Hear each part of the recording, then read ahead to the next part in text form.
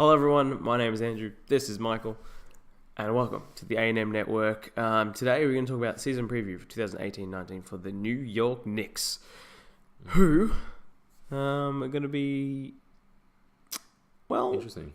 Yeah, because it's their direction. I don't know what their direction will be for this year, because they don't have Chris up till about January. So I do think they're going to be an abysmal team until then. They'll be fun to watch, but they won't be great. They won't be winning many games. But in one sense, it's really good because you're going to have all these younger guys like Frank Ntilikina, Kevin Knox, getting minutes and playing up until that time. So I don't really know what to make for the Knicks this year. I just think they've got some nice things, but it's really going to be a year they can pretty much write off with their unicorn not being in the team.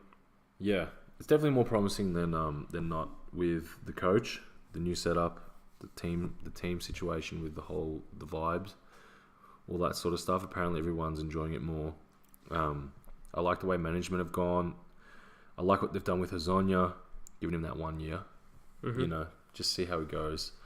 I don't know if it's going to work out for Hazonia, but we'll see. But the biggest thing I saw when they played the Wizards this week, Lance Thomas played phenomenal, and he's going to be huge for New York without Porzingis for the first little while. But I think if New York can't win any games without Porzingis, I think they'd be crazy to bring Porzingis back at all, even if maybe bring him back just for the 2 weeks at the end, just give him a bit of the season. But if I were them, I'd probably tank for that 1 year. Just like, the Lakers couldn't tank last year. They had no pick. No. There's no point. Yeah, no point for them. So, and they won a lot of their games at the end to finish 9th or 10th? 10th. Something like that. 11th. But anyway, 11th. They won a lot at the end to finish what they did. At the start of the year, they lost a lot of games they should have won. And they could have finished in the playoffs. It could have happened if Lonzo didn't get injured. It could have they could have been in that, at least in that mix. But anyway, we're not talking about them. So I think New York will be interesting. Kevin Knox looks awesome. He looks awesome, guys. I hope he can average above 13-14 this year. And Frank, just double digits. Give us 7 assists per game, something like that. That'd be nice. He's an interesting prospect, Frank, because I know he's a raw prospect, but he needs time. So much time. He's only 19. Yeah. So is Kevin Knox, only 18. So it'd be crazy to see how he progresses to his first full season of NBA career. So it'll be interesting to see how he goes. I would like to see him improve a bit, but he already is a good defensive player. If he can He's a great defender. Even if he doesn't get everything, if he just goes to be a better defensive player and just becomes even more solid, in that sense, I mean that's good enough to have as your Patrick Beverley kind of player, someone who can just be a bit of a glue guy. Frank would be great next to a shooting guard that couldn't play defense. Yeah, great. Exactly. Absolutely phenomenal. Next to someone like Lou Williams, even. He could, put Frank into the 2 to defend just a better player on the opposite team. He'd be phenomenal. So and exactly what you see it now with the Warriors. I mean, that's exactly how they do it. They do it with Clay can shoot better than Frank. Clay's a great defender. If Frank can put up 40% from 3. That'd be incredible. That'd be freaking awesome. Hey, he's only young. He's only young. You never know what he's going to be like.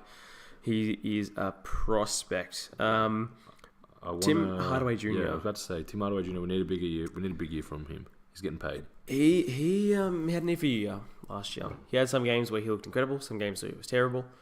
He needs to be more consistent. Yeah. He has a good ceiling. He should be able to get to there. He will be the main point of this team for the first 6 months. He's going to be the man, and he has to stand up and be that man. I don't know if he's going to be around for that championship window that New York try and get themselves into in the next couple of years. I don't think they will. Because his money's too much. I think they'll try and move him and get rid of him while they bring in some new dudes with all the free agencies coming up and stuff. I think New York's finally becoming a place people might want to come to.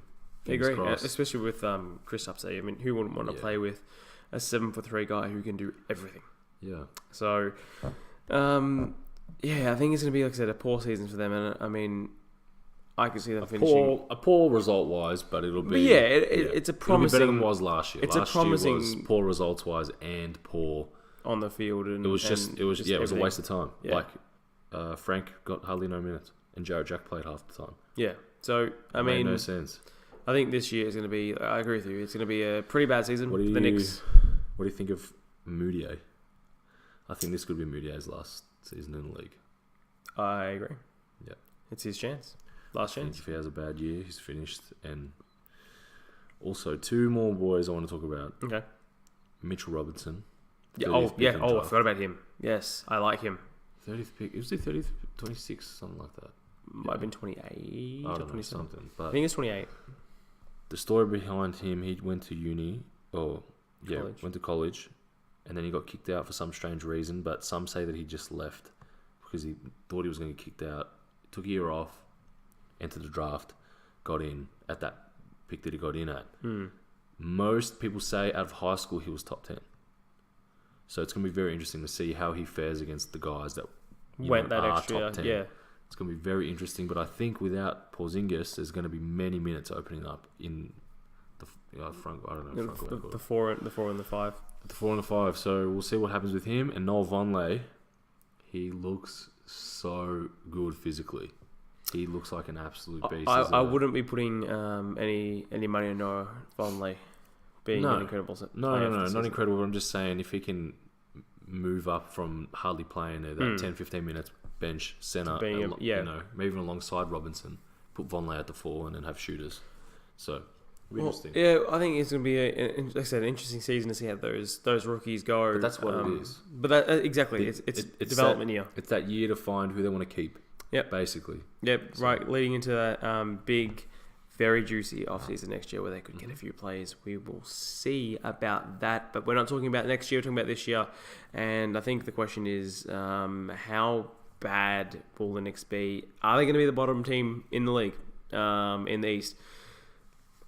I've got them leaning there, to be honest. I think they will be. Just because they won't have Porzingis to start with, and it's going to take some time to get used to them. So I've got them at the bottom.